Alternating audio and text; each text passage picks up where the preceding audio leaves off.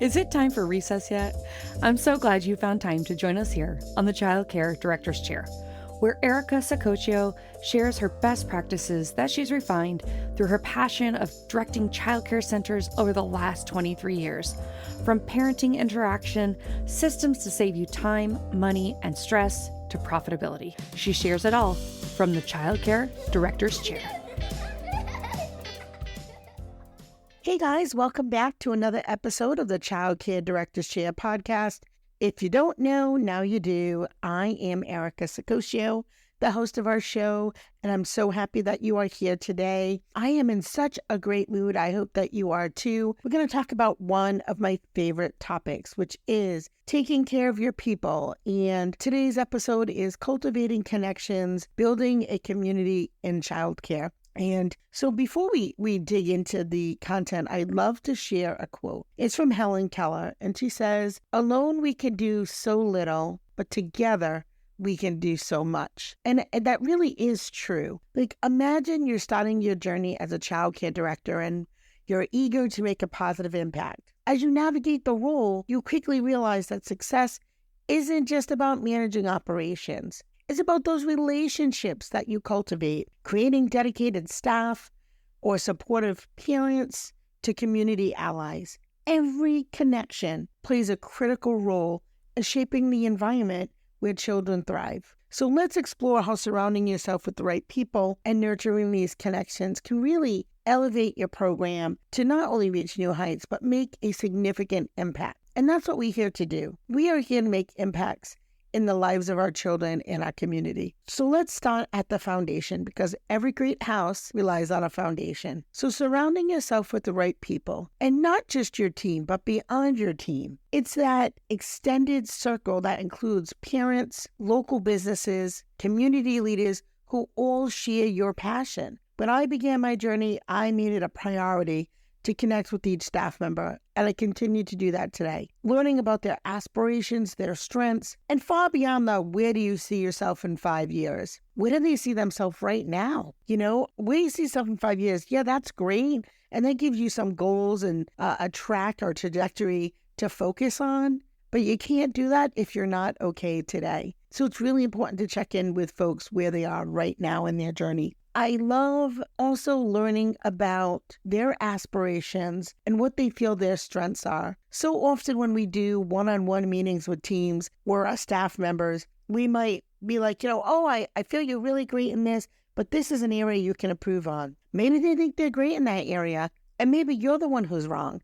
So ask them, where do they feel that confident? When do they feel that they're really strong? And where do they feel like they need work on? And then that's where you support them. By fostering that genuine interest in people, not only will you build a cohesive team, but also create a nurturing environment for the kids in your care. One thing that really made me think about this today is we held our preschool graduation yesterday, like so many. And the last couple weeks have been extraordinarily busy for me. And so I didn't get to kind of cross-check as many things as I normally do. And I'm very happy with the outcome. And I have to tell you, this was probably the smoothest, easiest pre-K graduation I've ever had in 23 years. Of course, some of it is, if you've been doing something for 23 years, you get pretty good at it, which is true. But the system in which I typically use to make sure that everything went smooth, I did not have the time to do. And so probably about 8 weeks ago or 2 months, I had typed up a paper for my team. And I said, hey, this is a theme I'm thinking. What do you guys think? So I got a little bit of feedback from them. They said they love the direction. And so I typed up, these are the decorations. This is what we're going to include in the program. This is what we're going to do for entertainment. This is what we're going to do for food. And I broke it up and I assigned team members different aspects and responsibilities to make sure graduation happened. And they did it. So really surrounding yourself with the right team really helps. I was not stressed. I pretty much had to show up. At that point, I was kind of just overseeing what they had already put in place, what was already done. I wrote the speech, and what I really appreciated about it, because my kids and my families are so important to me, it really gave me time to write a really wonderful speech. As the master of ceremonies, every year gets more and more special. And so it really allowed me the extra time to work on that because that was important to me. And this is why understanding what your team is capable of and allowing them to do it is so important. They really, truly made my life so easy yesterday. So with that, I have to give a heartfelt thank you. So let's go into the next part of how you build this community. So positive interactions are key. Every smile, every acknowledgement of effort, it all contributes to creating raving fans of your program. And recognizing supporters don't have to be elaborate. It could just be a simple gesture. It could be a handwritten note or a public acknowledgement, because those things really go a long way in fostering loyalty and enthusiasm, which is why, again, as I said, my speech yesterday was really important to me. I had some children who were graduating, and it was their family's third or fourth child coming through our program. Or it was a student whose child is now graduating from my program, and they were my student 15, 20 years ago. Now, keep in mind, I started in the school age space, so those folks are, 30, 35 years old. But it's all those little things that are so important that make people feel loved and valued. I'd love to hear, too, how do you recognize your supporters? Share your ideas with us by using hashtag Childcare Directors Chair on social media. I'd love to see what you're doing and share it with the greater community, because the more we come together, the better that we'll be as a unit. Because I don't just care about what's going on in the four walls of my program, I care about what's going on in yours too, and what's going on in our industry as a whole. I was asking a friend of mine who owns another childcare program. Her name is Khadijah, and she truly is just so inspiring. And we've been in the field just about the same amount of time. But, she said to me, Erica, you're a community builder, because everywhere we go, you're not only talking about what you need for your program, but what we need as an industry. And you never stop. Like, you're relentless in your mission. And, so I really believe in that. And so that brings me to my next step, which would be strategic relationships. Building them are the cornerstone. It's, about creating mutually beneficial connections where both parties feel valued. And I found maintaining a network bank incredibly helpful. And that database is where I track my contacts, their interests, how we can support each other. Because I have friends that are certainly outside of the childcare space. But this system helps ensure that I can respond promptly to any requests that they have from me or any inquiries. And it also helps foster trust and reliability within our network. So some examples might be, I have friends that design websites.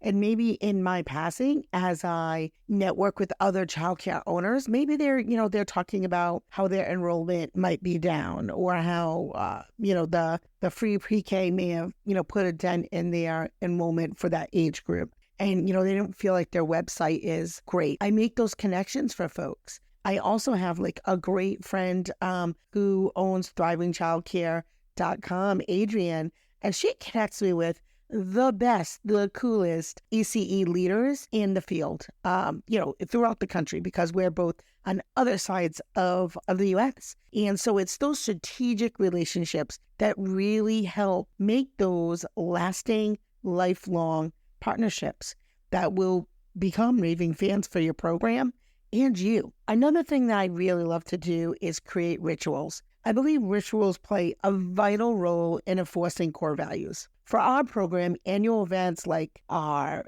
Easter egg hunt, summer picnic, movie night, parent education nights, they're not just traditions. They're opportunities to celebrate community and shared values. And these rituals not only strengthen our bond with our families, but they also serve as meaningful touch points that everyone looks forward to every year. Our school age folks, they like to do an end of the summer show. That has been going on forever. It really becomes to a point where your annual events become legendary in your community. So those are the types of things that you really want to do to help build your program. I feel like, building a community within your childcare program, it isn't just about numbers. It's about creating connections that enrich lives and foster growth. By surrounding yourself with the right people, having genuine interactions, and implementing meaningful rituals, you can cultivate a community where everyone feels valued and supported. So I do have some really cool news that I want to share with you before we log off today. I would like to say that if you are ready to re-energize your team and make a big impact, then we would like to have you invite me to your program. I would love to conduct an inspiring and engaging in-person training for your program. We'll discover how focusing on the small details can really lead to significant improvements in your childcare services, in the camaraderie of your team, in your impact in your community. I have years of expertise and passion for transforming childcare environments. So don't miss this opportunity. I'll be out this summer visiting programs just like yours. So if you're interested in connecting with me, shoot me out an email at stellarbusinessconcepts1@yahoo.com. And don't worry if you didn't get a chance to write it down. It'll be right in the show notes below. So that's it for today. Thank you again for tuning in. And remember, it's the small details that make a big impact and the success of your childcare business. Well, all the cute little kiddos have been picked up and it's time to go home. And that'll do it for another episode of the Childcare Director's Chair. Please leave a review so Erica knows the information is helping you to manage and improve your childcare centers. Remember to subscribe to get the latest episode from Erica's Childcare Director's Chair.